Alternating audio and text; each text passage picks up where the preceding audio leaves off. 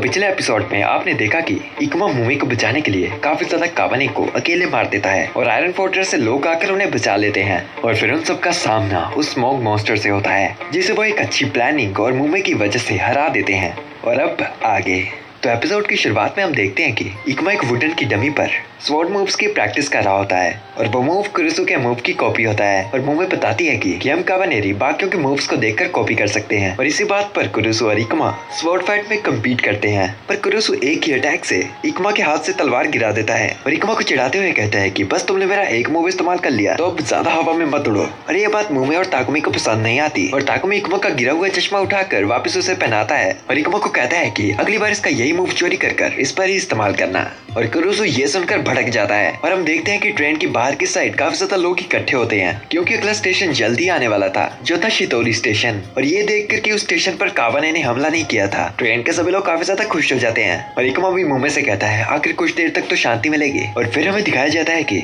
वो लोग शितोरी स्टेशन पर पहुंच चुके होते हैं और लिडिया में आयरन फोर्ट्रेस की जिम्मेदारी उन्हीं बूढ़े लोगों को दे देती है क्योंकि उनके पास अपनी ड्यूटीज थी निभाने को। और सुजुकी लिडिया को कहता है कि उनके पास डाइटा आयरन नहीं बचा है, वो मटेरियल जिससे जेट बुलेट्स बनती हैं, और उसे लाने की जिम्मेदारी लिडिया सुजुकी पर सौंप देती है और बाकियों को भी अपना अपना काम मिल जाता है ट्रेन के लिए सामान लाने का। और ताकुमी को याद आता है कि कल 8 तारीख है यानी कि कल तानाबाता है और मुमे को नहीं पता होता है कि तानाबाता क्या होता है और इसलिए काजिका मुमे को बताती है कि तुम्हें बस एक कार्ड लेना है और उस पर अपनी विश लिखनी है और उसे बैम्बू ट्री पर टांग देना है। और लिडिया में उनकी बातें सुनकर तानाबाता सेलिब्रेट करने के लिए एग्री हो जाती है और पैसों के नाम पर उनके सामने एक बॉक्स करती है और कुरुसु का रिएक्शन देखिए तो पता चल जाता है कि उसकी कीमत काफी ज्यादा है। और फिर कुछ ही टाइम बाद हम देखते हैं कि सभी लोग अपना काम कर रहे थे और कुछ नहा रहे थे और साथ ही साथ वो लोग काफी ज्यादा खुश होते हैं कि तानाबाता फेस्टिवल आ चुका है और सभी एक्साइटेड थे अपनी अपनी विश को लिखने के लिए। और काजिका जो बच्चों को नहला रही थी उसका ध्यान पड़ता है मुमे पर जो कि अपने पीठ के निशान को चिंता भरी नजरों से देख रही थी। और फिर सीन स्किप होता है और हम मुमे को नए कपड़ों में देखते हैं जो कि वेल काफी अच्छी लग रही थी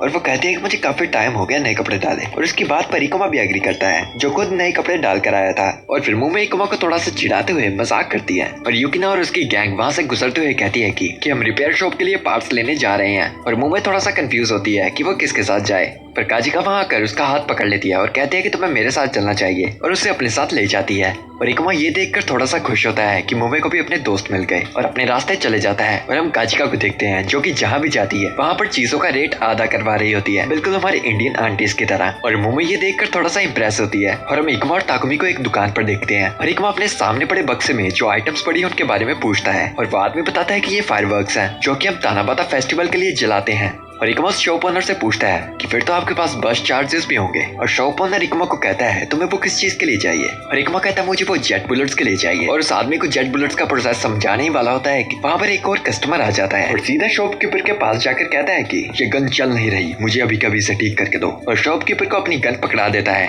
पर शॉपकीपर कहता है कि मैं आपका काम अपने पहले कस्टमर के बाद करूंगा। और ये बात उस आदमी को बिल्कुल भी पसंद नहीं आती। और जब इकुमा उस आदमी को कहता है कि हम यहाँ पर पहले आए थे, वो आदमी इकुमा के साथ बहसने लगता है और अपना पैर जोर से एक बक्से पर मारता है जिससे वो बक्सा गिर जाता है और उस बक्से के अंदर सभी स्क्रू भी गिर जाते हैं जिसे इकुमा और वो शॉपकीपर आके उठाने लगते हैं। और ताकुमी गुस्से में उस आदमी के पास जाकर उसे हेडबट करता है जिससे वो आदमी गिर जाता है और वो आदमी गुस्से से अपनी तलवार निकाल लेता है और अपनी जगह से उठता है ताकुमी पर अटैक करने के लिए। पर उससे पहले उसका अटैक ताकुमी पर लगता इकुमा उसका हाथ पकड़ लेता है और उसे दुकान से बाहर फेंकता है और वो आदमी वहाँ से भागा भागा चला जाता है ये कहते हुए कि मैं शाम को अपनी तलवार लेने आऊंगा। और इकुमा फिर से उस शॉपकीपर को अपनी जेट बुलेट्स का कॉन्सेप्ट समझाने लगता है और सीन यहाँ पर शिफ्ट होता है और हम युकिना को देखते हैं जो कि अपना काम कर रही थी और एक बच्चा उसके पास आकर उसे कुछ बातें बताने लगता है। दीदी क्या आप आयरन फोर्ट्रेस से हैं? मेरे डैड भी रियल फोर्ट में हैं। पहले तो युकिना उसकी बातें सुनकर खुश थी पर फिर उसे पता चलता है कि वो फूसांग फोर्ट्रेस की बात कर रहा था और उन दोनों के पास सुकारी आ जाता है और सुकारी साफ साफ सच बताता है उस बच्चे को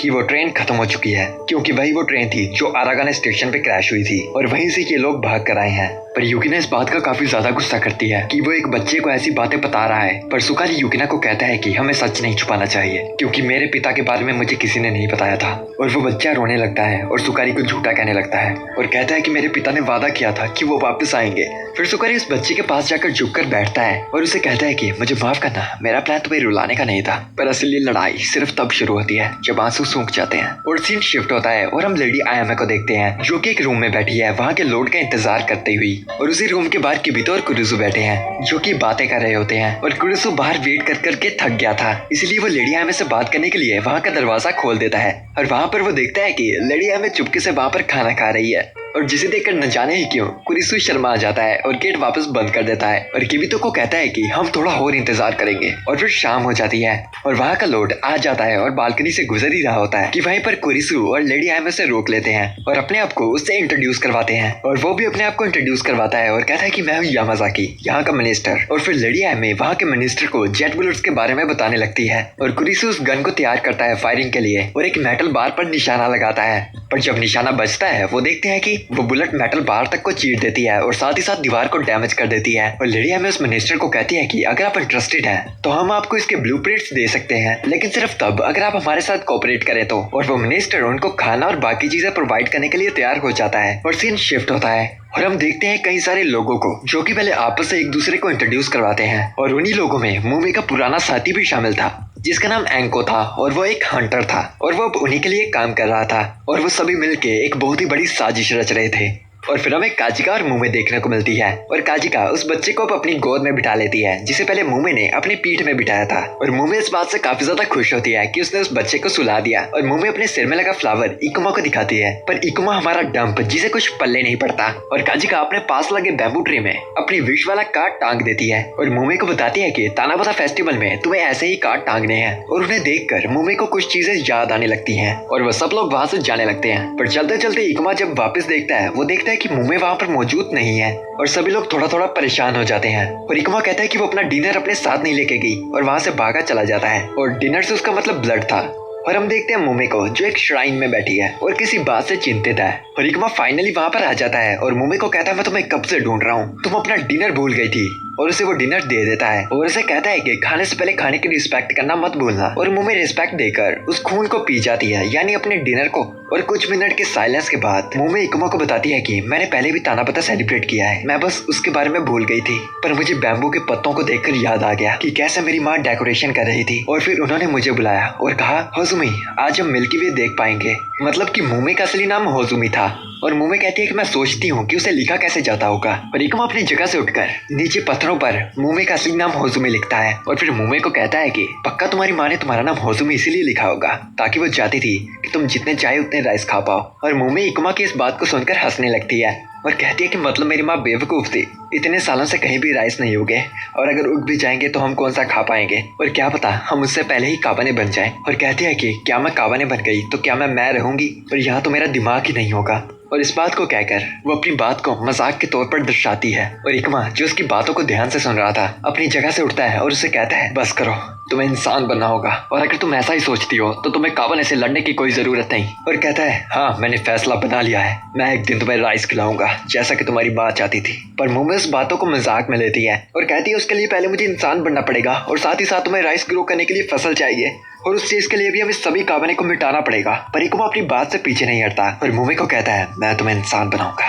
पर मुमे कहती है कि अगर मैं इंसान बन गई तो मैं काबाने से लड़ नहीं पाऊंगी। पर इकुमा कहता है लड़ने की जरूरत नहीं क्योंकि कोई काबाने ही नहीं बचेगा। और फाइनली मुमे इस बात को सुनकर मुस्कुरा जाती है और इकुमा को मुमे में अपनी बहन की झलक दिखती है। और फिर हमें रात का सीन दिखाया जाता है जहाँ पर सभी लोग तानाबता फेस्टिवल सेलिब्रेट करने की तैयारी कर रहे थे और एक कार्ड में ताकुमी अपनी विश लिख रहा था। और जैसे ही वो विश लिखता है मुमे उसका कार्ड चुरा के भागने लगती है। वो मुमे को पकड़ने की कोशिश तो करता है पर बेचारी की किस्मत का मुमे उससे आसानी से बच जाती है और सबको उसकी विश पढ़ के सुनाती है जिसमें लिखा था मैं उम्मीद करता हूँ कि मैं जिंदा बच जाऊँ। और ताकुमी की विश सुन के वहाँ पर सभी लोग डिप्रेस हो जाते हैं। पर हमारा इकुमा जोर से चिल्लाता है और सभी को अपनी विश पढ़ के सुनाता है जो कि थी काबाने को जड़ से मिटा देना और अपना सब कुछ उनसे वापस लेना। पर सुकारी इकुमा को कहता है तुम जिंदा हो ये भी बहुत बड़ी बात है। पर इकुमा उसकी बात को साफ मना कर देता है और कहता है जिंदा रहना काफी नहीं है, मुझे और चीजें चाहिए। और उसकी बातों को सुनकर लेडी आयामे भी कहती हैं मेरी विश है कि मैं आराकाने स्टेशन को फिर से खोलना चाहती हूँ। और उसकी बात को सुनकर वहाँ का मूड काफी ज्यादा लाइट हो जाता है और सभी लोग हंसने लगते हैं। और इस बार तो उसकी विश का साथ कुरिसु भी दे रहा था और सभी लोग खुशी से बड़ी बड़ी विशेष लिखने लगते हैं। और ताकुमी भी जोर से चिल्लाता है मैं अमीर होना चाहता हूँ और 3 शादियां करना चाहता हूँ। और काजिका तो एक टीचर बनना चाहती थी और मुकीना एक अपना रियल फोर्ट खोलना चाहती थी और कुरिसु भी चुपके से अपनी विश लिख रहा होता है और लेडी एम उसके पास जाकर कहती है, कुरिसु तुमने अपनी विश क्या लिखी है? पर कुरिसु नखरे करता हुआ कहता है, नहीं दिखा सकता, अगर मैं आपको अपनी विश दिखा दूंगा तो वो सच नहीं होगी। पर लेडी एम कहती है, मैंने तो अपनी विश सबको सुना दी। तो शायद कुरिसु ने कुछ ज्यादा ही खास चीज लिखी थी और सभी लोग मस्ती कर ही रहे होते हैं कि वहाँ पर फायरवर्क्स चलने लगते हैं और सभी लोग उस खूबसूरत नजारे को साथ में मिलकर देख रहे होते हैं और हमारी मुंह में भी उन फायरवर्क्स को काफी खुशी से जलता देख रही होती है। और फिर हमें सुबह का सीन दिखाया जाता है जहाँ पर सभी लोग ट्रेन में सो रहे थे। परिक्रमा की आंख खुल जाती है। परिक्रमा देखता है कि मुंह में नींद में बातें कर रही है और कह रही है, भाई यहाँ पर सभी अच्छे हैं। परिक्रमा को उसके भाई पर काफी ज्यादा शक था क्योंकि उसका भाई था जिसने उसका पुराना नाम भुलवाया और इसे ये सिखाया कि कमजोरों के पास और कोई रास्ता नहीं है मरने के अलावा। और वह ऐसी बातें सोच ही रहा होता है कि ट्रेन के बाहर काफी ज्यादा शोर सुनाई देता है जिससे ट्रेन के सभी लोग जाग जाते हैं और हमें देखने को मिलता है कि उस स्टेशन पर एक और ट्रेन एंटर करती है और काफी ज्यादा लोग उस जगह को घेर रखे हैं क्योंकि वो हंटर्स की ट्रेन थी, एक ऐसी टीम जो सिर्फ काबाने को मारने के लिए बनाई है। ये लोग काफी टाइम से काबाने को मारते आ रहे हैं और उनके सामने से एक आदमी आ रहा होता है जो कि और कोई नहीं बल्कि मुमे का भाई था और सभी लोग उसे लॉर्ड बीबा के नाम से पुकार रहे थे। अपने भाई को देखकर मुमे इसके पास भागी भागी चली जाती है और बीबा मुमे से पूछता है, तुम अकेली आई हो? शिमोन कहाँ पर है? और मुमे से बताती है कि आराकाना स्टेशन पर अटैक हुआ था जिसकी वजह से वो मारा गया। और ये बात सुनकर बीबा उसके लिए प्रेयर करता है और मुमे को देखकर कहता है, मैं तुम्हें देखकर काफी ज्यादा खुश हूँ। और मुमे अपने भाई को एक्साइटमेंट में कहती है, मुझे ना आपको काफी ज्यादा चीजें बतानी है। पर साइड में खड़ा इकुमा सोच रहा होता है कि मुझे पता लगाना होगा ये बीबा एक असली हीरो है या क्या। मतलब कि बीबा जो भी था, इकुमा को उसके लक्षण ठीक नहीं लग रहे थे। और फिर ये एपिसोड यहीं पर एंड हो जाता है। वेल क्या ही कर सकते हैं, मिलते हैं अगले एपिसोड में। For now bye, goodbye, sayonara, जना।